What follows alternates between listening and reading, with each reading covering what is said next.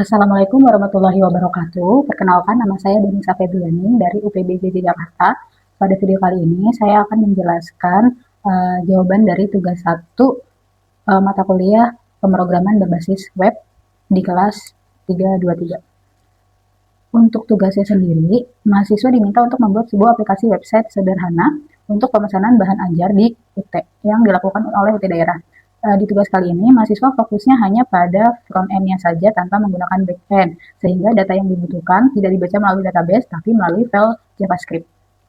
Di sini kita diminta untuk membuat 4 halaman. Yang pertama ada login, file HTML, login HTML, inputnya kita adalah email dan password, kemudian ada tombol login, terus katanya jika salah satunya tidak sesuai, tampilkan pop-up atau alert yang berisi emailnya tidak sesuai, dan terdapat tombol lupa password serta daftar.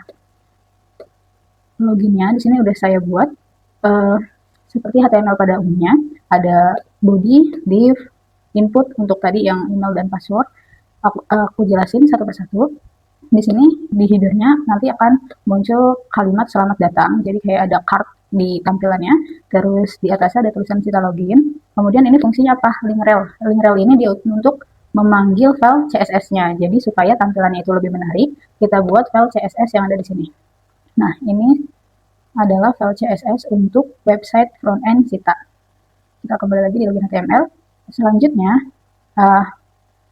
kita buat form groupnya di sini untuk kotak inputnya, email dan password. Kemudian ini untuk lupa password. Jadi ketika ditekan, nanti ID-nya ini button lupa password, dia nyambung ke file JavaScript. Karena di akhir baris, di akhir sintaksnya itu, script-nya terhubung ke script.js. Jadi misalnya kita lupa password kita apa dan mengklik kalimat lupa password ini, dia akan menampilkan sebuah modal yang isinya atau solver di sini kalimat lupa password. Teksnya kita diminta untuk menghubungi admin UT daerah. Nah, namun apabila kita tahu email dan passwordnya apa, kita langsung aja klik masuk di sini. Klik masuk ini nanti dia memanggil fungsi handle login. Handle login itu nanti diperiksa sama web loginnya. Jika email dan passwordnya sama dengan yang ada di data, kan sebelumnya di tugas 1 itu diberikan data JavaScript ya. Nah, dari sini jika misalnya ada yang sama nama email dan passwordnya, maka dia akan masuk ke halaman berikutnya, yaitu dashboard. Langsung aja ini kita klik kanan, kemudian kita open with live server biar jelasinnya enak. Nah, tampilannya seperti ini, jadi dulu ya. Oke, ini adalah tampilan awal dari file HTML ini. Kita misalkan kita coba langsung klik tombol masuk tanpa mengisi, maka muncul sebuah pop alert gagal. Pastikan kita mengisi email dan password. Lalu misalnya kita mencoba login dengan email yang lain, kemudian passwordnya 13 misal masuk. Nah, dia gagal karena email dan passwordnya tidak ada di tadi data.js. Nih, tidak ada di sini. Jadi kita harus pakai data pengguna salah satu yang ada di sini. Misalnya admin ya, admin Sita. Admin @ut.cid, passwordnya admin 123. Oke, selamat datang admin Sita.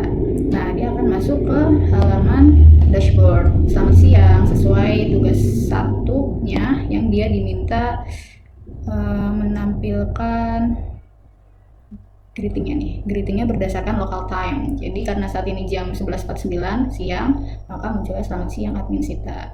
Nah, berikutnya karena kita sudah login, ini adalah halaman dashboardnya. Perbesar ya. Nih, dashboardnya seperti ini. Di sini ada tab-tab navbarnya, beranda, informasi bahan ajar, tracking, pengiriman, histori, sama laporan. Ini drop down-nya ini cuma nggak bisa ya karena di dummy dia referensi yang ada, jadi cuma untuk tampilannya aja. Karena tugas 1-nya itu nggak diminta untuk melanjutkan apa itu monitoring, nggak diminta untuk menunjukkan halaman monitoring dan rekap bahan ajarnya. Berikutnya ini dashboard menunya udah jadi. Dashboard menunya ini untuk kodenya, kode di dashboard. Oke, sama seperti sebelumnya, kita panggil file CSS biar tampilannya menarik. Kemudian aku taruh logo UT di sini. Tampilannya ada di sini sebelah kiri. Kemudian Sita UT-nya ini aku kasih kelas tersendiri, navbar brand, supaya dia punya warna yang berbeda dan ukurannya juga berbeda dan lebih bold, lebih tebal. Lalu untuk barnya, navbar ini ada beranda, informasi, tracking dan lainnya, itu aku taruh di kelas Navlink. Di mana Navlink ini kita cari di file CSS. Navlink itu dia jadi nge-link ke halaman lainnya, dan dia juga punya pengaturannya sendiri di CSS ya, supaya lebih rapi dan enak dilihatnya. Berikutnya, karena Navlink-nya terhubung ke halaman lain kayak dashboard, kayak beranda nih, dia nge-link ke dashboard, informasi bahan ajar, nge-link ke stok, tracking, nge-link ke tracking, dan sisanya itu palsu ya, buat praktik aja. Kita coba beranda, berarti halaman ini tetap ya, selamat siang. Kemudian ada, oh ya, tugas berikutnya itu masih dashboard, cuma dia menampilkan sebuah input untuk mencari nomor DO, delivery ordernya.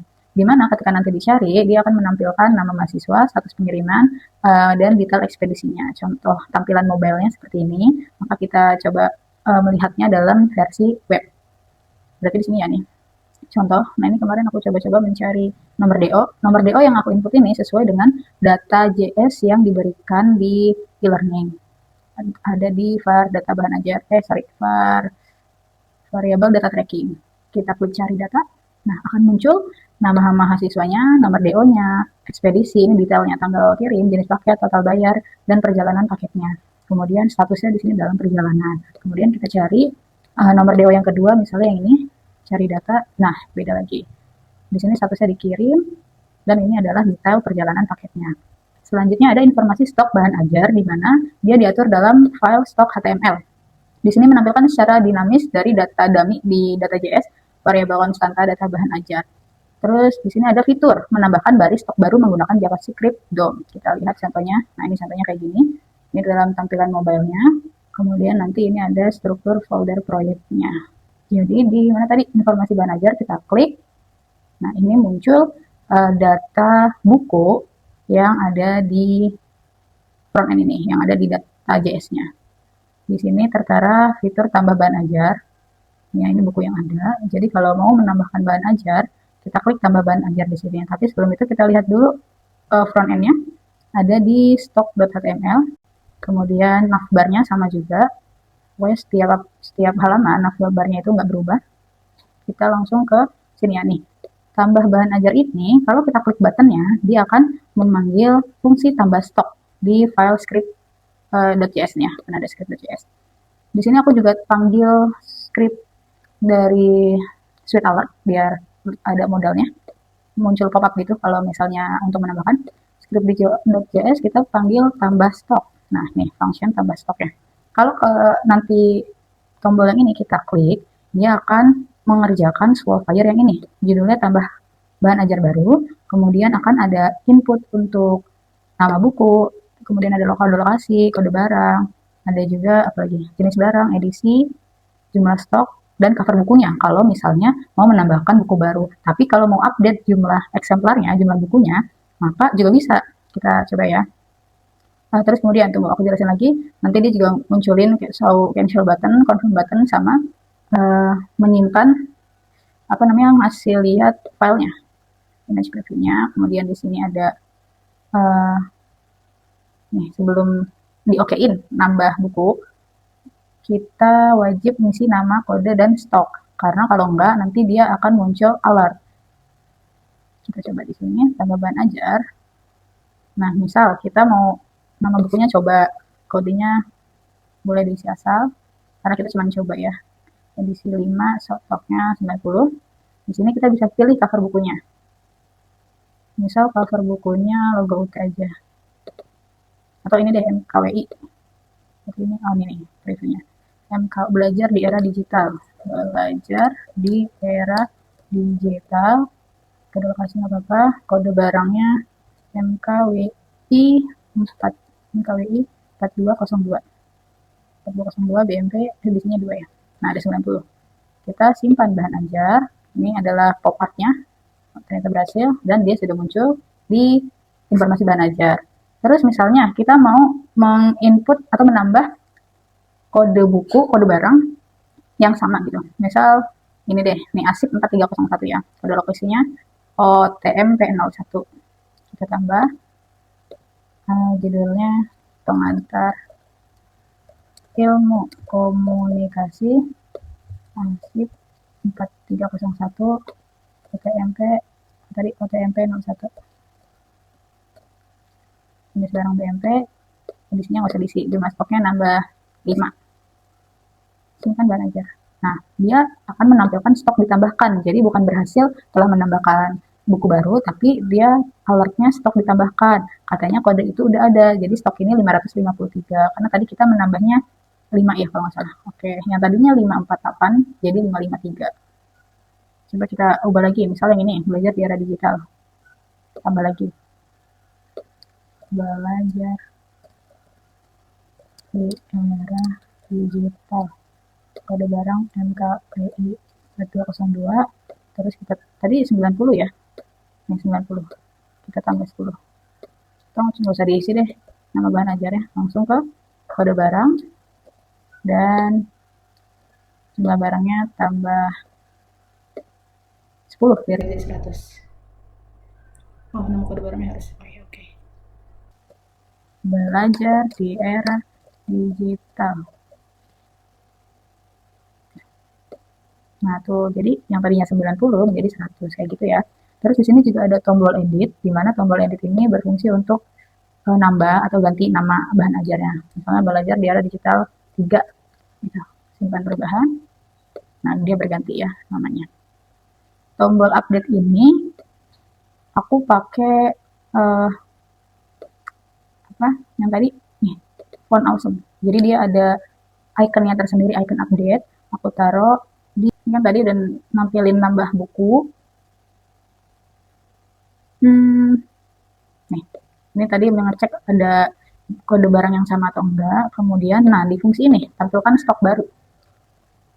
Fungsi tampilkan stok baru, dia mengambil data dari kontainer stok, di mana dia nampilin lagi nih modal editnya.